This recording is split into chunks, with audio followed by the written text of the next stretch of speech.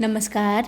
हमें लक्ष्मी और रुआलो के लक्ष्मी की कहानी चैनल पर बहुत बहुत स्वागत बा। आज हम रुआलो के सामने छठी मैया के बहुत ही सुंदर कथा लेके उपस्थित बानी। ई कथा में रुआ देखे एगो बाप अपनी बेटी के कैसे हत्या करेलन, ओकर बाद का होला उनकर साथ। तो चले गए कथा शुरू करे के। बहुत समय पहले के बाद बा, एगो गांव में एगो पति पत्नी रहत रहे लोग। कुछ साल बीते के बाद उ लोग के घर में एगो बेटी जन्म ले ली, लेकिन पिता के थोड़ा भी अच्छा ना लगेला। उ चाहत रहलन बेटा ही होखो। उ बेटी के थोड़ा भी पसंद ना करत रहलन। धीरे धीरे बेटी बड़ा होत गईली। जब बेटी 5 साल के हो गईली तो उनकर तबीयत खराब हो गई। अब पत्नी बहुत इलाज कराएली, लेकिन उ ठीक ना होली बेटी। वहाँ के सभी आदमी लोग कहेला अपन बेटी की कोई भी अच्छा डॉक्टर से दिखावा ताकि तार बेटी ठीक हो जाओ। ई बात पत्नी अपन पति से कहेली। सभी लोग कहता लोग जे हमार बेटी के कोई बाहर ले जाके बढ़िया डॉक्टर से दिखाए खातिर जानी हमार बेटी ठीक हो जाओ। बाप कहलन एकरा के जी के का है, कोई भी बांध से मर जाओ तो अच्छे होई। हम एक फूटी कौड़ी ना देम एकरा के ठीक करे खातिर ये आफत विपत के। बस 1-2 दिन तक बेटी जीवित रहली, ओकर बाद में दुख तकलीफ से मर गईली। बेटी की जान गईला पर माँ भी रोते रोते खाना पीना छोड़ देली। माँ के भी प्राण चल गल, माँ भी मर गईली। ओकर बाद पति के गलती के एहसास होला। पति भी का करेलन, कुआं में कूद के मर जालन। अब फिर से उ लोग के दूसरा जन्म में उहे दोनों एक दूसरे के पति पत्नी बनेला लोग। उस समय में भी उ लोग बहुत गरीब रहेला लोग, लेकिन भगवान के पूजा पाठ खूब करत रहे लोग। भगवान के बहुत मानत रहे लोग दोनों पति पत्नी। लेकिन ई जन्म में उ लोग के एक भी बाल बच्चा ना होला। इसी कारण से उ लोग बहुत दुखी रहत रहे। खाए पिए की कुछ की कमी ना रहे, लेकिन उ लोग के बाल बच्चा ही ना होत रहे। इसी कारण से उ लोग बहुत दुखी रहत रहे।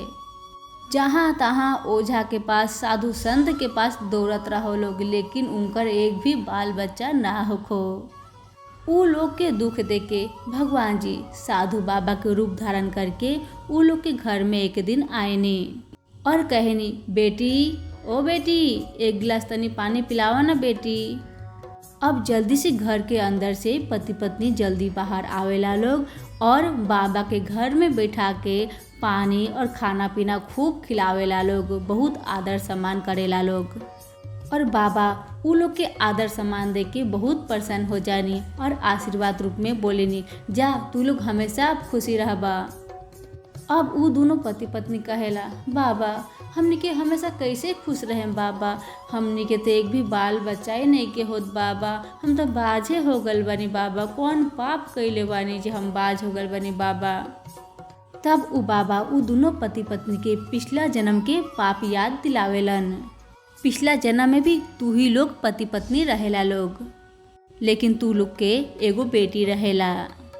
मतारी जे रही अपन बेटी से बहुत प्यार करत रही, लेकिन तू अपन बेटी से प्यार ना करत रहला। तहार बेटा लागिट, इसीलिए तू अपन बेटी के इलाज ना करैला।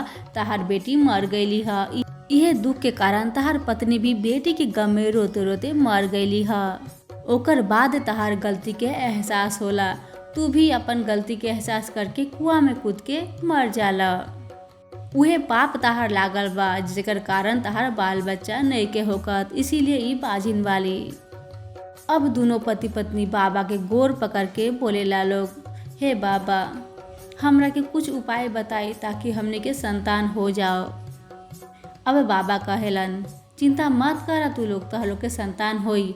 अभी कार्तिक माह आए वाला बा। कार्तिक माह में छठी माई के व्रत आवेला। उ व्रत के अगर तू नियम पूर्वक करबा तहार लोग के मनोकामना जरूर पूर्ण करिहन और तहार गोद जरूर भरियन। जल्दी ही तहार के गोद में लल्लन खेले लगिहन। अब दोनों पति पत्नी पूछेला बाबा से, बाबा ई छठी माई के व्रत कैसे करल जाला। तो बाबा कहेनी, ई छठी माई के व्रत बहुते कठिन बा, इतना भी आसान नहीं खे।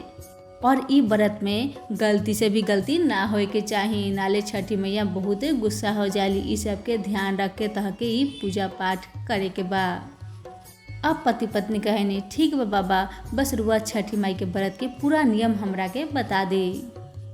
तो बाबा कहेनी, कार्तिक मास चढ़ते ही घर के अच्छा से साफ सुथरा कर लिया लोग और घर में निरामिष ही खाना बनी, इतना ध्यान रखिया लोग। जब छठी माई के व्रत आए वाला रही, पहला दिन पड़ी नहा खाए, जो कि चौथ के दिन पड़ेला। ओ दिन भी लोग घर के पूरा अच्छा से साफ सुथरा करेला। घर के साफ सुथरा करे के बाद में नुआइन के पास जाके आपन गोर और हाथ के नाखून कटवावल जाला।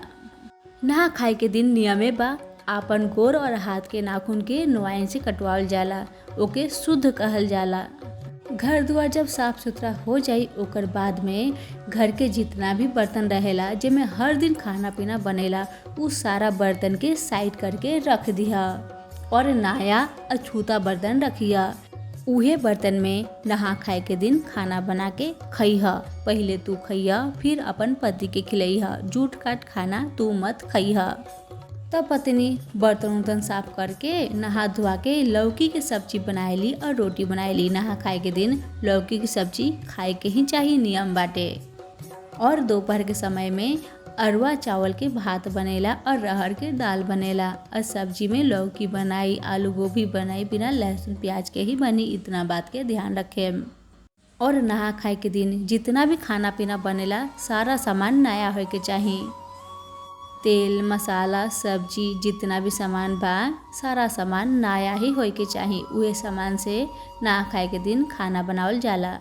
ओकर बाद वाला दिन पचमी के खरना के रूप में मनावल जाला। खरना के दिन भर उपवास रहे पड़ी और रात के समय में रोटी और खीर बनेला। खीर बनेला गुड़ दे के, अरवा चावल और गुड़ में खीर बनेला, जेकरा के रसियाव कहल जाला।